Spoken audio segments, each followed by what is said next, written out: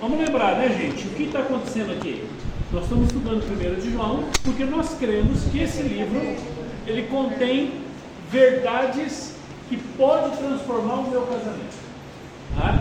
Esse curso está visando você ajudar outros, mas o primeiro a ser ajudado é você, ok? Não sei vocês, mas eu compartilhei com alguns pastores esses dias como isso tem mexido e abençoado o meu casamento da Vera, como a gente tem se enriquecido, né? Como isso tem dado assim verdades. Não tem nenhuma novidade, mas é muito importante você saber que aquilo que você está tentando fazer tem base bíblica, né? Tem uma ordem. Qual que é o texto de hoje? 1 de João 1, 5 a 8, 4 versículos apenas, né? 4 versículos apenas que fala algumas verdades profundas, transformadoras. Tá? Eu vou pedir que alguém que goste de ler, leia para a gente o texto bíblico.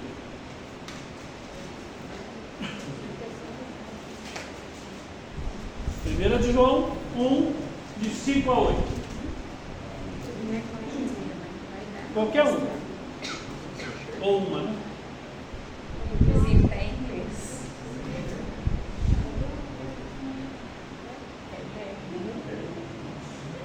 O Brambila aí apelou, né, Brambila? Em inglês? Em inglês eu também já leio. Eu falei, além de ser pequenininha, está em inglês. O senhor quer ler? O senhor fica à vontade. Pequena em inglês aí. Alguém lê. Vou ler de novo, então. Lê para nós, por favor. Oradora Amor. Versículo 8, né? É. E esta é a mensagem que dele ouvimos e vos anunciamos, que Deus é luz, e não há nele trevas nenhumas. Se dissermos que temos comunhão com ele, e andarmos em trevas, mentimos, e não praticamos a verdade. Mas, se andarmos na luz, como ele na luz está, temos comunhão uns com os outros, e o sangue de Jesus Cristo, seu Filho, nos purifica de todo pecado. Se dissermos que não temos pecado, enganamo-nos a nós mesmos, e não há verdade em nós. Bem. Vamos lá, eu dei uma tarefinha para vocês elaborarem uma pergunta para esse texto, né? Que lá vez vocês reclamaram que eu peguei de espetão assim, né? De improviso. Tá? Agora eu já falei com antecedência. Quem que fez? Ou quer fazer agora? Quem que fez em casa a tarefinha de formular a pergunta? Fez? Então lê para a gente a pergunta de vocês. O que significa andar na luz de forma prática? Ótima, excelente pergunta. Ter comunhão com os outros. Isso, já respondeu, né? Você respondeu ou você está perguntando a segunda? Não, estou dando a resposta. Está dando a resposta. Muito bem, quem mais fez? Só vocês. Então, recreio é só para vocês dois. Tá? Adriana aqui também. Fala. Como podemos criar um ambiente seguro em nossa casa para que possamos confessar nossas falhas uns aos outros sem medo de julgamento excessivo? Nossa, sua pergunta dá um curso de resposta, né? Mas é interessante, muito boa, porque ela é a base. Porque se você não tem liberdade de confessar sua fraqueza, né? Ou porque você passou a imagem que você é perfeito, ou porque a tua família é legalista, é muito religiosa, né? Muito santarrão, no sentido de que, principalmente no passado se tinha mais, né? Famílias muito rigorosas, então severas, e às vezes o pai tinha tantos pecados, tantas lutas, mas ele aparentava para os filhos e para a esposa uma perfeição. Então quem tinha um probleminha não tinha coragem, né? Então a sua pergunta é muito oportuna, eu espero que a nossa palestra responda. Quem mais que fez? Pode ler, Natal. Como o casal pode crescer espiritualmente unido, mesmo reconhecendo suas imperfeições? Pois é, essa é uma pergunta inteligente, viu, Natal? Porque nós vamos ver aqui uma frase muito legal que vai ajudar a gente a entender isso. Ser conhecido, para ser conhecido eu preciso ser amado. Porque, rapaz, que desespero dá eu ser conhecido por alguém que não me ama. E depois que eu for mostrar minhas fraquezas, você ainda vai me amar? A hora que a Vera souber realmente quem eu sou, até onde eu sei, ela souber quem eu sou, ela vai ficar perto de mim? Hã? Que às vezes você contar uma fraqueza, você espanta, né? Lembro de um pastor que a sua esposa o traiu, ele descobriu que a esposa o traiu, aí ele foi lá no conselho, chamou a liderança da igreja e falou: gente, eu tenho que confessar para vocês que a minha mulher me traiu numa cidade pequena. Aí o conselho abraçou ele, chorou. Na outra semana fizeram uma reunião e mandaram ele embora. Falaram: pastor, não tem jeito de ficar com o pastor nessa situação, né? Então ele abriu o coração e depois perdeu a igreja, né? Por quê? Como é que vai trabalhar essa questão da verdade, quem eu sou, minhas fraquezas, com alguém que eu vou passar o resto da minha vida? Né? Legal. Mais alguém? Gostaria de ler a sua pergunta? Não, vocês estão muito quietos hoje, gente. Então vamos lá. O que quer dizer 1 de João 1, de 5 a 8? Quer dizer que a vida cristã verdadeira não é ausência de pecado. O casal abençoado, gente, não é um casal que não tem problema. Não é casal que tem crise, mas é uma vida vivida na luz, com verdade, arrependimento e dependência constante da graça de Deus. Aqui nós começamos a tirar o primeiro paradigma. E o que 1 de João nos ensina? Deus é absolutamente santo, verdadeiro e puro. E que quem afirma ter relacionamento com Ele precisa viver de forma coerente com essa realidade. Isso é, viver na luz, praticando a verdade, reconhecendo o seu erro. Nós vamos perceber nessa aula, gente, que Deus nunca pediu de nós perfeição.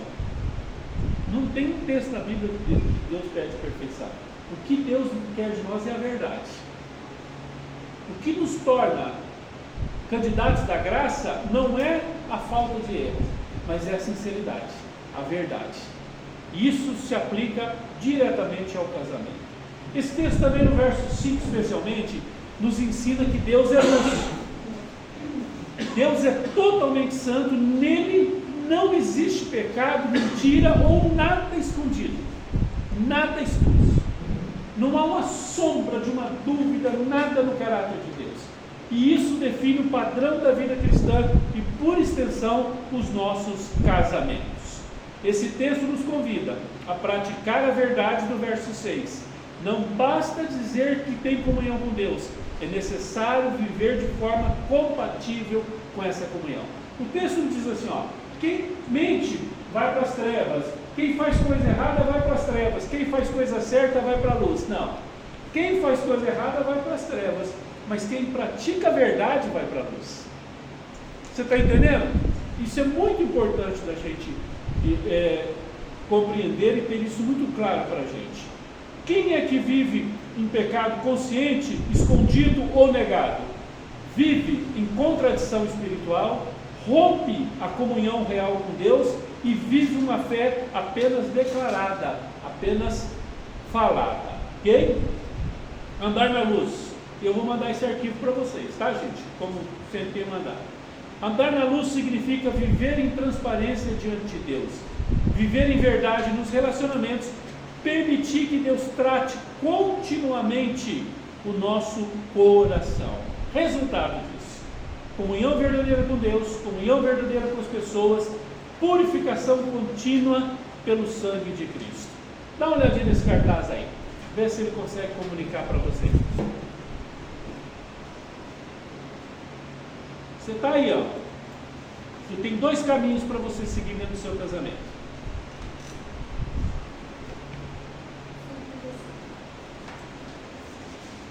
Só tem dois caminhos. Não existe meio termo. Hã? Você falou? Que essa hora eu disse que quer ir para a esquerda. Quer ir para a esquerda, né? Ficou invertido. Pois aí, é, né, pastor? rapaz. Tá invertido esse negócio aí, pastor. Eu vou arrumar isso aí. Tem que arrumar isso aí, pastor. Não, pode deixar que eu vou arrumar isso aí. Pode deixar que eu vou arrumar esse negócio. Não pode. Pois é. É que eu achei que... é verdade. Vocês estão aqui, mas vocês estão vendo assim, né? Poxa vida. Só faz qualquer negócio aqui. Então agora eu vou meio que corrigir, tá? Na esquerda, você tem o diabo, as trevas, a mentira e a morte. Na direita, você tem Deus, a luz, a verdade e a vida. Eu terminei de fazer isso numa igreja Aí uma pessoa falou assim, pastor, mas do jeito que o senhor falou, toma cuidado que pode dar uma conotação política. Eu falei, mas é também. Não estou dando volta, não. Quem tem ouvido ouça, né? Mas voltando aqui, de fato, gente, tudo que o diabo faz é baseado em trevas, tudo que o diabo faz é baseado em mentira. Você consegue lembrar uma proposta do diabo baseada na verdade? Por exemplo, tudo que ele falou para Jesus nas tentações era tudo mentira. Era tudo mentira. A ilusão do filho pródigo ao sair de casa, que tendo dinheiro e liberdade ele ia ser feliz, era mentira. Então, as mentiras colocadas pelo diabo, elas são trabalhadas debaixo das trevas, então não fica claro, né? Mas vai gerar morte. Então, todo casamento, gente, que entra para as trevas, para a mentira, vai terminar em morte. Isso não tem como ser diferente. Já o caminho de Deus é lindo, por isso que a Bíblia é fantástica. Você estuda de Gênesis a Apocalipse, você vai ver esses conceitos. Deus, vamos aqui, Deus, luz, verdade e vida. Tudo que Deus faz é baseado na luz. Deus não esconde nada, não tem nada obscuro. Tudo que Deus fala é verdade, e uma verdade imutável, tá? E produz vida.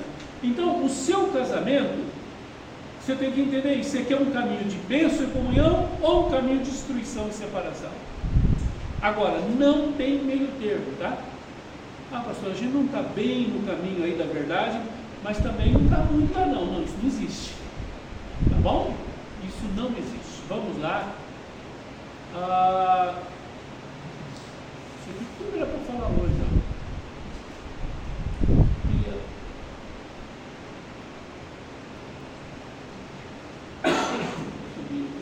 Aqui.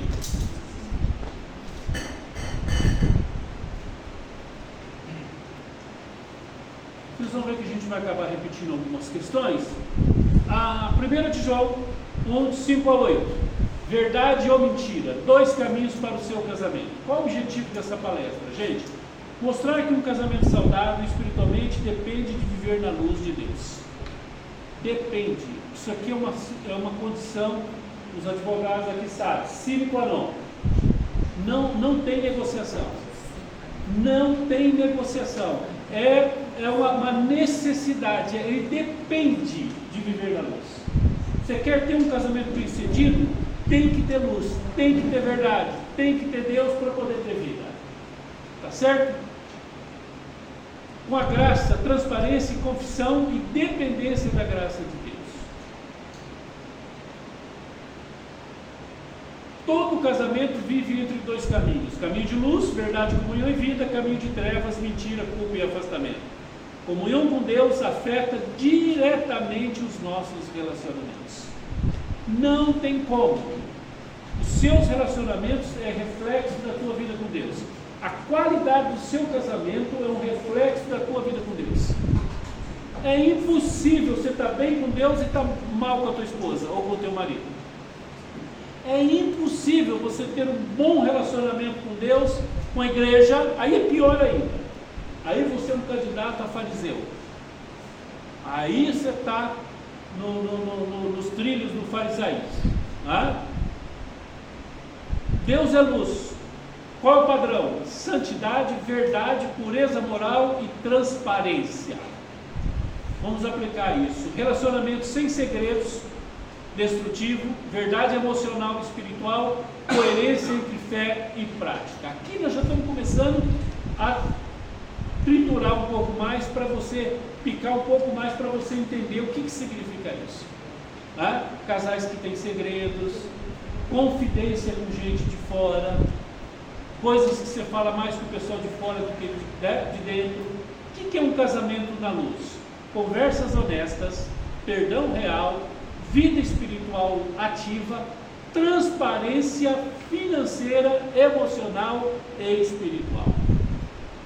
Nós temos aqui o Marcos e a Joana, que são especialistas na área de finanças para casais. O curso deles é um curso muito bom na área de casais. E tem um autor vou tentar lembrar o nome dele, Dinheiro, Sexo e Poder, Richard Foster. Richard Foster, um dos seus melhores livros sobre assunto de dinheiro, o livro dele é Dinheiro, Sexo e Poder, mas o capítulo sobre dinheiro, para mim, é o melhor que tem. E ele fala que a área que os casais mais mentem um para o outro é a área financeira. Mais do que a área sexual, mais do que a criação de filho, a maior luta para os casais é a área financeira. Qual o perigo de viver nas trevas?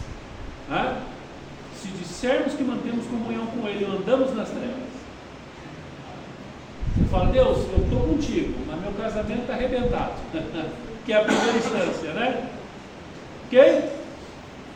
Como que isso aparece no casamento? Pecados escondidos, falta de diálogo verdadeiro, vida dupla, uma coisa na igreja, outra coisa em casa, orgulho que impede de pedir perdão, acúmulo de mágoas.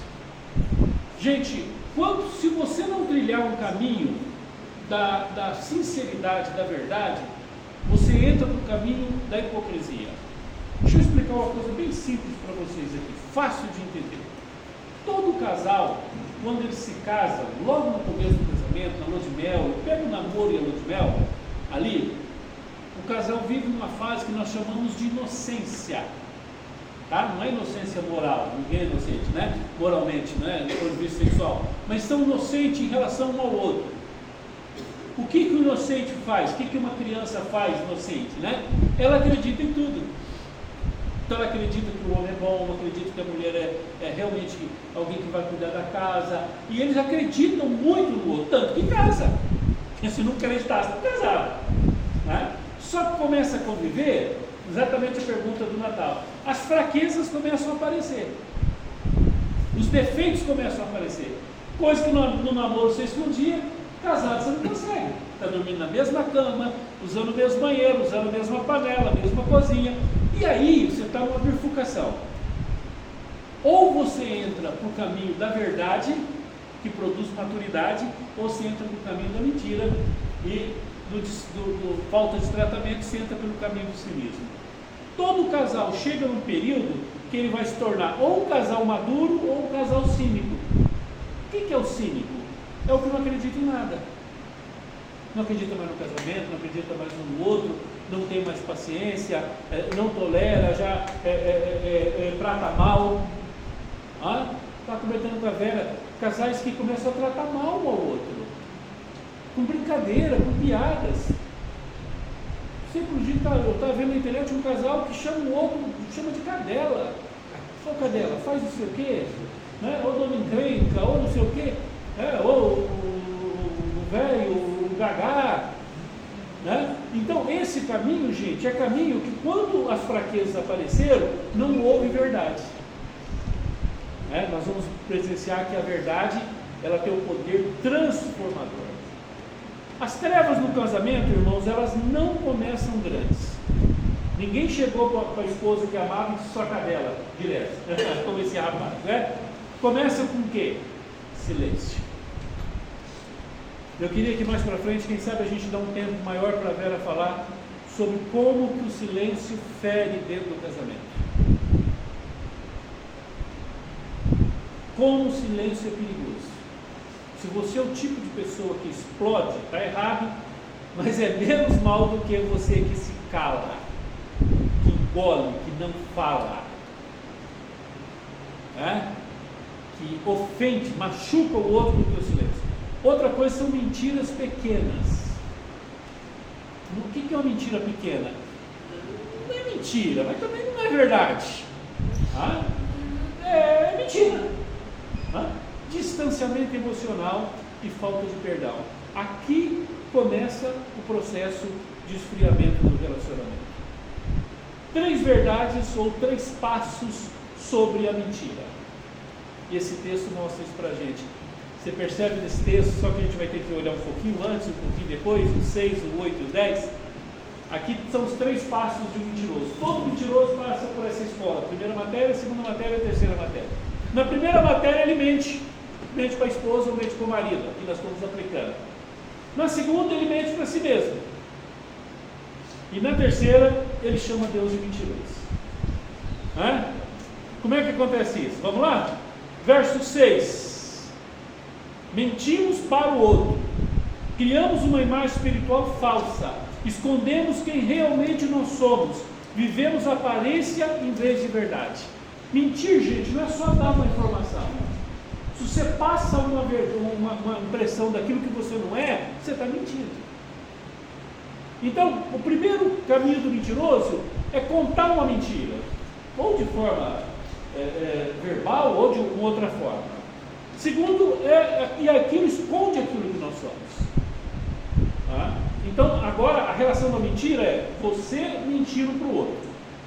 Só que isso vai crescendo. Tá? Vamos pensar no casamento. Fingir que está tudo bem, espiritualidade só pública. Tá? Vocês conhecem aquela história do sujeito que era crente? E era um sujeito que vivia uma coisa na igreja e outra em casa. Né? Aí um dia ele morreu, aí no funeral começou a vir pastor, presbítero, diácono, né? O pessoal do louvor falando dele ali, né? No caixão. Esse homem era isso, esse homem era aquilo. Pelo menos estava a viúva, e os filhos chorando, né?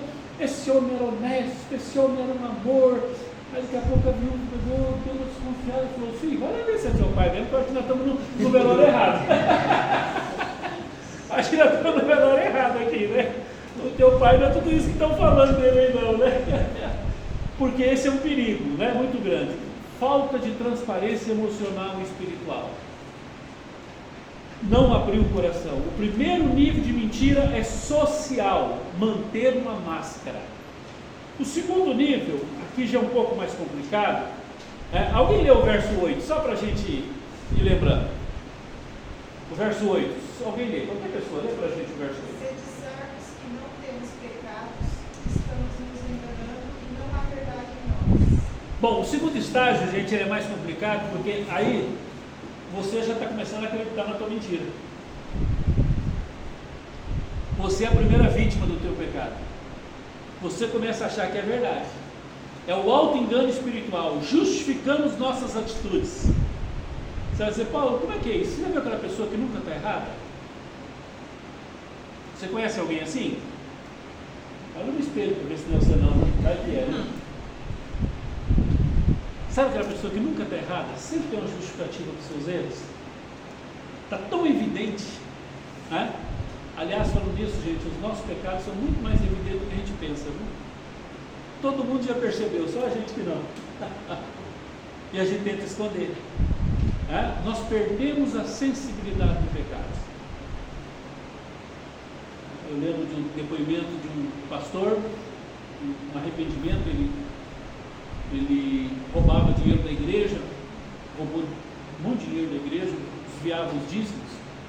E no seu relato de confissão ele dizia que a primeira vez que ele tirou um dinheiro, ele entrou em crise, chorou a noite inteira, sofreu, queria se matar, queria sumir, só não queria confessar, né? Mas o resto tudo ele queria. E foi. Na segunda vez ele chorou só até as 10 da noite, não, já não ficou a noite inteira chorando, né?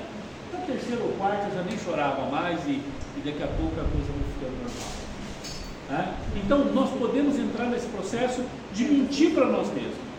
E à medida você ofende a esposa um dia, machuca, aí você fala que está certo, ofende o marido, mente e vai tampando aquilo. E no casamento, como é que é isso? Eu não tenho culpa. Eu não vou conversar, afinal de contas quem está errado é ele.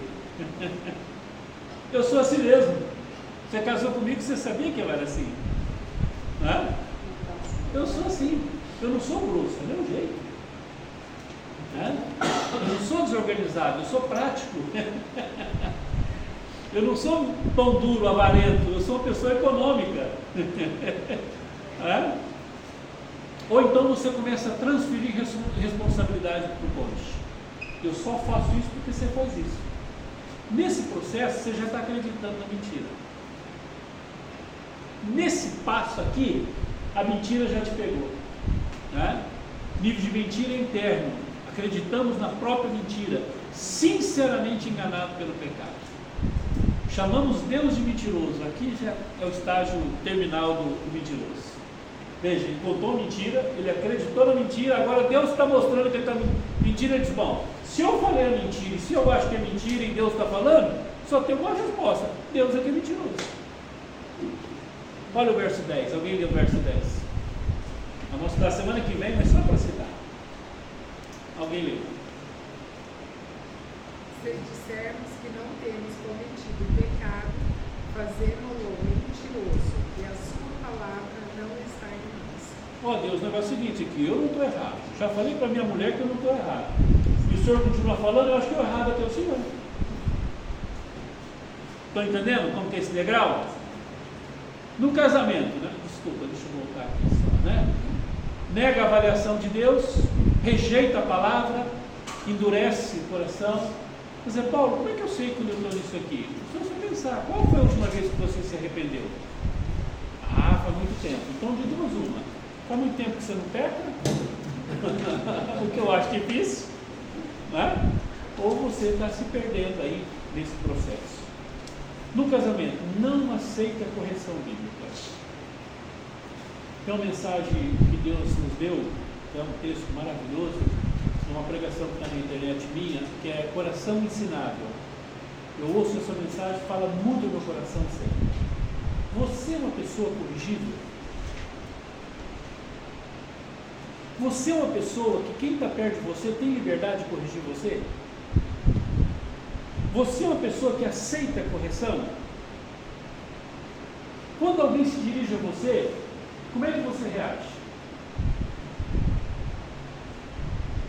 Eu sei que para nós seria muito mais fácil, né? Não sei se alguém aqui, todos aqui já conhecem a Praça da Sé, o metrô da Sé, onde cruza as duas estações ali. Você tem milhares de pessoas ali, né? Eu sei que para nós seria muito mais fácil você estar ali, ou então dentro do Maracanã lotado, né? De repente uma pessoa que nunca te viu chega para você e fala: Paulo Wilson, vem cá, eis que vos declaro, ó servo meu, tem uma palavra de Deus para você. Você precisa lavar a louça para tua esposa. Né? Ou então fala qualquer coisa que você tem que fazer. Rapaz, a gente ia contar para todo mundo, dar testemunho na igreja. Gente, eu estava num lugar que ninguém conhecia. Deus usou o profeta. Mas quando Deus levanta esse profeta que está do seu lado, ou essa profetisa aí, não tem graça, né, pastor? Eu queria um melhorzinho, né? Eu queria um de fora, né? Você é corrigível? Quero abrir um parênteses aqui, gente, que ser corrigível é um dos melhores caminhos de santificação e de livramento de dor. Vou dar um exemplo rápido. Nós estamos aqui na casa do Alessandro, né? Vamos imaginar que nós somos um grupo aqui de casais aqui, nós aqui um grupo de amigos, né? Espero que a gente se torne esses amigos.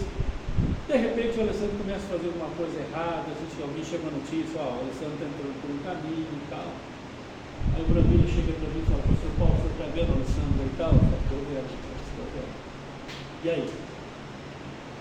Aí o Celso está perto, o Celso fala: deixa eu falar para vocês, eu conheço o Alessandro. Vamos falar com ele que ele não está percebendo. E se ele estiver percebendo, ele vai aceitar. Ele vai agradecer a gente. E aí a gente chega junto com a turminha, vai lá e fala: queremos falar com você, Alessandro. Nós estamos percebendo que você está por esse caminho e tal. Aí ele se quebranta. Ele fala: não, gente, olha, que bom, você não está percebendo que estava tanto assim. Deus já tinha mostrado, eu não tinha visto. Agradeço, ore por mim. Se arrepende, nós vamos ficar mais amigos. Agora vamos inverter. Vocês estão vendo aí que eu estou fazendo uma coisa errada. Estão percebendo, vocês já estão olhando, já ficou, o Natal já conversou ali com o Jacó já percebeu, falou com o outro, estão percebendo, e eu não percebo, porque normalmente a gente não percebe as nossas falhas. E aí você chega e fala assim, junto a mim e fala assim: gente, vamos conversar com o Paulo Wilson? Vamos lá? Aí o Patus fala: gente, espera um pouquinho, deixa eu falar uma coisa para vocês. Eu conheço, hein? Ali é complicado. Ali ele vai reagir mal, ele vai ficar com raiva da gente, não vai mudar, vai jogar a culpa na gente, você vai ver. Ó, o seguinte, larga quieto. Larga lá, deixa que Deus vai tratar dele, porque ele não vai nos ouvir. É simples ver se você é uma pessoa corrigível. Você está mais dentro do modelo que eu coloquei para você ou do Paulo Deus? Como é que você trata quando a tua esposa te corrige? E eu devo dizer uma coisa para vocês, gente: ninguém te ama mais do que essa mulher que está do seu lado. Ninguém te ama mais do que esse homem que está do seu lado. Vou falar uma coisa para você, que talvez você assuste, nem tua mãe, nem teu pai te ama mais do que essa pessoa que está aí do seu lado. Porque o relacionamento da sua mãe e do seu pai com você é de sangue. Essa aí não, é de escolha. Esse é de escolha.